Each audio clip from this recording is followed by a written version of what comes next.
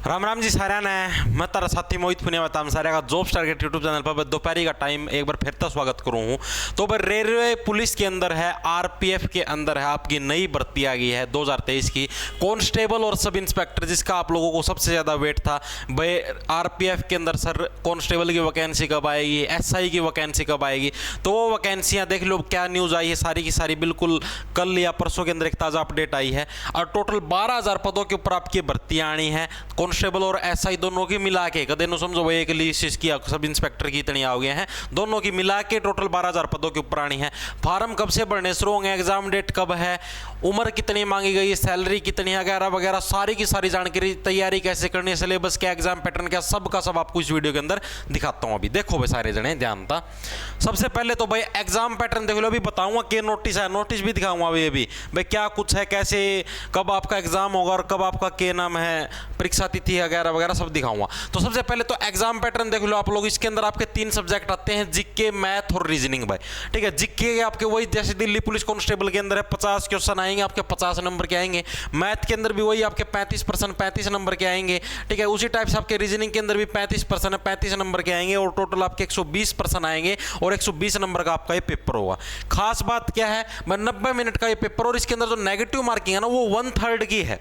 जैसे Delhi police constable हो गया, एसएससी हो गया, दिल्ली पुलिस सब इंस्पेक्टर वगैरह वगैरह जो भी भर्ती होती है, मैक्सिमम एग्जाम्स के अंदर 1/4 की नेगेटिव मार्किंग होती है, यानी कि 0.25 की, ठीक है। लेकिन इसके अंदर 0.66 की नेगेटिव मार्किंग आपकी, यानी कि एक मतलब कि 3% के अंदर से अगर मतलब कि ये समझो आप लोग अगर 3% गलत करोगे तो 1 नंबर आपका मोटा मोटा कट जाएगा, ठीक है। 3% गलत करने पर आपका 1 नंबर कट जाएगा। और एसएससी वगैरह के अंदर क्या होगा, अगर आप लोग 4% गलत करते हो तब आपका 1 नंबर कटता है, ठीक है। तो इस डाल के आपकी नेगेटिव मार्किंग, इसकी नेगेटिव मार्किंग ही तो खास है इसकी, जिसकी वजह से कट ऑफ काबू में आती है, वरना तो इसकी कट ऑफ काबू में नहीं आती, ठीक है। तो अब जैसे इसके अंदर मतलब प्रोसेस क्या क्या होती है, सबसे पहले आपका कंप्यूटर बेस्ड एग्जामिनेशन होगा, ये वाला जैसे आपका रिटन एमसीक्यू टाइप होते हैं, जिसके अंदर जीके, जीएस, मैथ, रीजनिंग वगैरह वगैरह।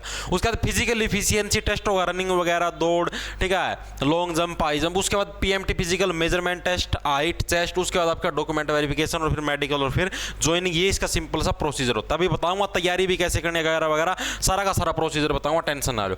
उससे पहले भाई आगे है इसके अंदर उम्र कितनी मांग रखी है, एज कितनी मांगी। सब इंस्पेक्टर के अंदर अगर आपकी उम्र 20 से 25 साल की, आप सिर्फ तभी फॉर्म भर सकते हो जनरल कैटेगरी के लिए, ठीक है। और कैटेगरियों के लिए एक्स्ट्रा के लिए छूट भी इसके अंदर। जनरल कैटेगरी के अंदर अगर आपकी उम्र 20 से 25 साल है सब इंस्पेक्टर की पोस्ट के लिए तो आप एलिजिबल हो।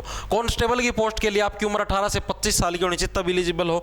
सब इंस्पेक्टर की पोस्ट के लिए आपकी एजुकेशन क्वालिफिकेशन ग्रेजुएट, आप लोगों की ग्रेजुएशन होनी चाहिए, बीएससी, बीकॉम या बीए जो भी है आप ग्रेजुएट होने चाहिए। और कांस्टेबल की पोस्ट के लिए आप 12वीं पास होने चाहिए, तब आप इसके अंदर अप्लाई कर सकते हो। अब इसका फिजिकल इफिशियंसी टेस्ट जो यानी कि रनिंग वगैरह वाला जो सिस्टम, उसका मैं कुछ सिस्टम है। फिजिकल इफिशियंसी टेस्ट मेल यानी कि जो नर कैंडिडेट है, नर कैंडिडेट के लिए जो रेस है, रेस कितनी मारनी, उसको 1600 मीटर की दौड़ है 6 मिनट 30 सेकंड के अंदर पूरी करनी है, ठीक है। मादा कैंडिडेट को कितने में करनी है, 800 मीटर की दौड़ है 4 मिनट के अंदर है पार करनी है।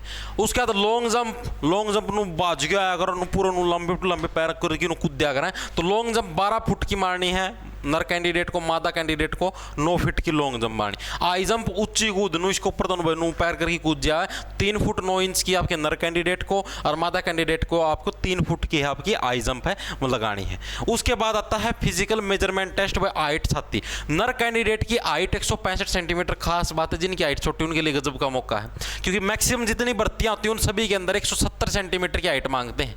170 सेंटीमीटर की, कोई बच्चा अगर मान लो 169 सेंटीमीटर का है ना तो वो भी रह जाता है 1 सेंटीमीटर की। उन बच्चों के लिए गजब का मौका है जिनकी हाइट 170 सेंटीमीटर से कम है, ठीक है। यानी कि जिसकी हाइट 165 सेंटीमीटर तक है वो नर कैंडिडेट भी इसके अंदर फॉर्म अप्लाई कर सका है, ठीक है। छाती कितनी होनी चाहिए, नॉर्मल छाती, ऐसे नॉर्मल छाती 80 सेंटीमीटर होनी चाहिए और फुलाए 5 सेंटीमीटर की फुलावट दर्ज करनी चाहिए, ठीक है।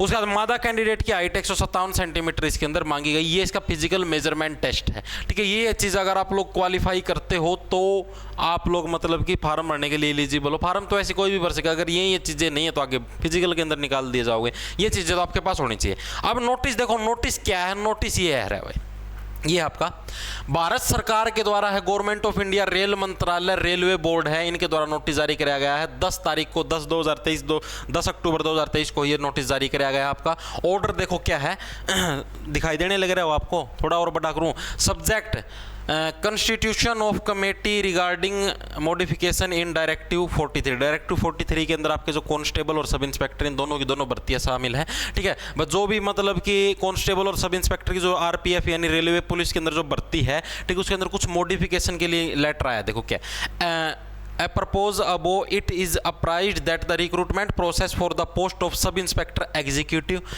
and constable executive is to be initiated। भाई जो सब इंस्पेक्टर और कांस्टेबल है जो आरपीएफ के अंदर, उनकी जो भर्ती की प्रोसेस है वो अभी अभी है हमें शुरू करनी है। इनिशिएटेड का मतलब भाई अभी हमें भर्ती की प्रक्रिया शुरू करनी है। The last recruitment was conducted in 2018। भाई जो लास्ट जो भर्ती हुई थी रेलवे पुलिस की जो कांस्टेबल और सब इंस्पेक्टर की 2018 के अंदर कंडक्ट हुई थी इन टर्म्स ऑफ आरपीएफ के द्वारा करवाई गई थी, ठीक है, बाय आरपीएफ इटसेल्फ। सारा का सारा सिस्टम उसके अंदर आरपीएफ के द्वारा ही करवाया गया था, जो कि आपकी 2018 के अंदर हुई थी। However in the existing scenario RRB is being endowed with the responsibility of completing the first phase of recruitment which includes calling for application, screening, hiring agency, conducting CBT etcetera, and the second phase would be completed by RPF itself. अब ये क्या कहने लग रहे हैं कि अब हम क्या चेंज करना चाहने लग रहे हैं कि जैसे पहले तो क्या था, जो 2018 के अंदर जो भर्ती हुई थी ना, उसके अंदर क्या था, जो आपका सीबीटी था यानी कि जो आपका रिटर्न जो एग्जामिनेशन हो है यो, मतलब जिक्के जाके का जो रिटर्न एग्जामिनेशन हो है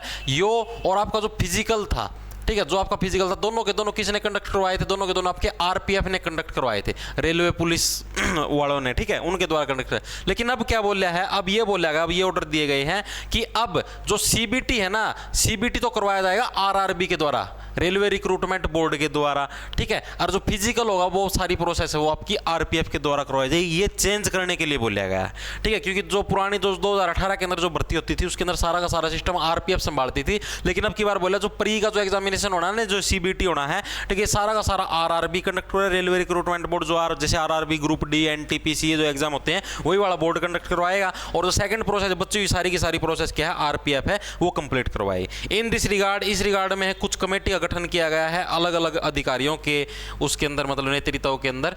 अब क्या, since first stage of recruitment is to be conducted by RRB, भाई जो पहली स्टेज है अब वो आरआरबी के द्वारा कंडक्ट करवाई जानी है।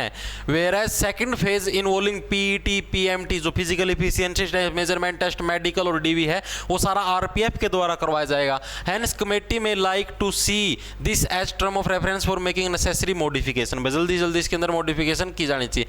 The committee is requested to kindly complete the exercise, जो भी ये सारी चीजें है ना भाई, आरआरबी ये चीज करवाएगी और आरपीएफ ये चीज कराई, ये सारी की सारी चीजें आपकी 16 अक्टूबर 2023 से पहले कंप्लीट हो जानी चाहिए, ठीक है। ये आपका लेटर है, जारी किया गया है।